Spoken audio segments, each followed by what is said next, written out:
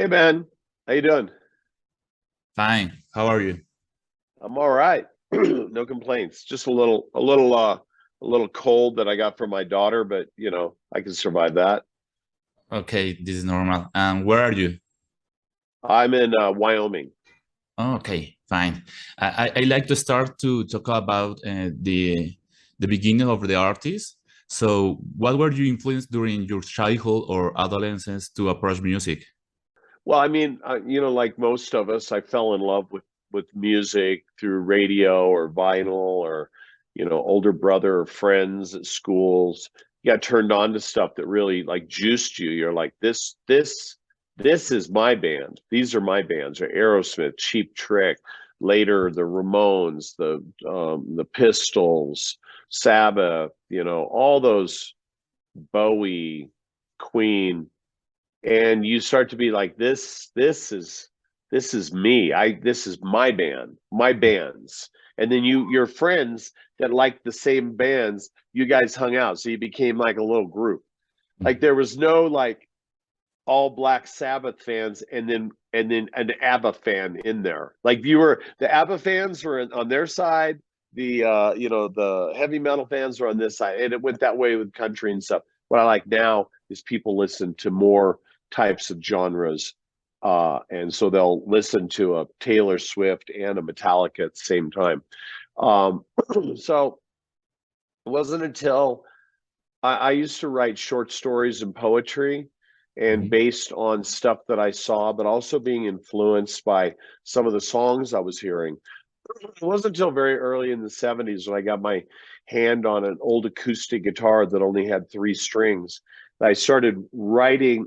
I started reading my words as I moved my finger, and it was like a lightning bolt from God. I was like, well, this is what I want to do. I want to be able to tell my stories. Like I didn't sit there and go, like, I can't wait to like go tour the world and, you know, be in this rock and roll band that's this crazy legacy. I didn't think that far in advance. I was just like, oh, this is how I can tell stories. Amazing. So, the writing is important for you. So, when did your interest in writing begin, and how was it involved? I mean, I think I just started writing right out of the box. I didn't know what I was doing, but the simplicity of having that three-string guitar Mhm. really trained me to use a root note and a melody line and a lyric. Mhm. There wasn't even, today I write from a root note, and I play a little bit of guitar. I'm not that good, but enough to, get my idea across. But it's really like a song like Kickstart My Heart's a great example. It's do do do do do do do do do do do do do do do. It's three notes. And then the melody, when I get high on speed. Top Fuel Funny Cars drug for me. The melody and the lyric, it captures you. I didn't have to have a million parts in there. And I still love that. Like when I hear something, I'm like, listen how simple and infectious that is. And then if you add a groove, it's fucking on. Yeah, yeah. Now talk about the tour. In the beginning, you planned to play 20 shows, no? But now you have scheduled more than 100 shows. Yeah. Yeah. What motivates you to continue playing? It started with the movie, and I remember I was sitting in my backyard in California, Mhm. was taking guitar lessons online. It's like Texas blues guitar thing. My friends are like, "Why are you taking guitar lessons like and you're not in a band anymore?" I was like, "Because I still love music, right?" And I didn't never see Mötley Crüe getting back together. And my phone rang and it said my manager's name, and I was playing guitar.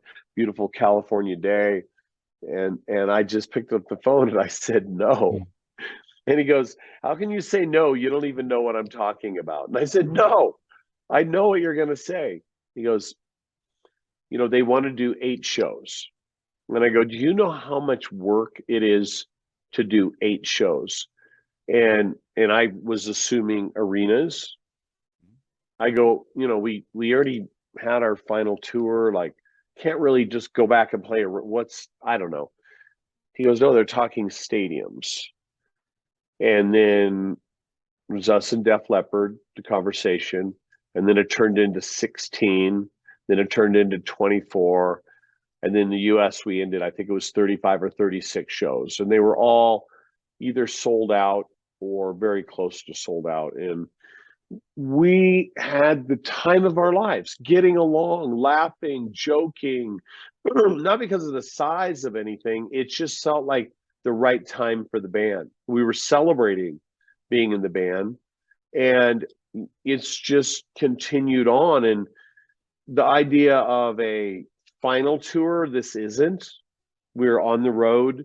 When these shows end, I'm sure we'll take some version of a break and decide what we're going to do during that break. And then we will, we'd like to go out and do it again. I mean, I had a conversation with Tommy and Vince, and I said, what are we doing for the next 8 years? And they're like, what do you mean? And I said, well, in 8 years, we'll be been a band for 50 years. And they're like, fuck, let's just take it out. Let's just go. So I don't know what that 8 years is going to look like, but we're down. We're down. We're having fun, having a blast. Amazing that this tour is in a stadium now. Why are the stadium tours important in rock? It's more like a festival, right? Okay. So, it's outside and people are celebrating and they have a nice long day. There's sometimes other bands on the bill that they want to see too, so they get in there early. And it's been a real celebratory type thing, being outside. Arenas are great. We love arenas. When me and Tommy played the Taylor Hawkins tribute at the LA Forum. Mm-hmm. Okay. The LA Forum is a big arena, like Staples here down there in Los Angeles. And we were on stage. I looked at him. I go, it's so small, because the stadiums are so big, and it changes how you project your show to the crowd all the way back, 50,000 people back. So, it's making us think like we are on an arena tour with the lights and the smoke and the lasers and everything that we do in our stage set, but we've just expanded it really big. And Def Leppard's just a great partner to work on that. We run everything by each other, and it's like, maybe we can share these lights, maybe we can do this, maybe we can do that.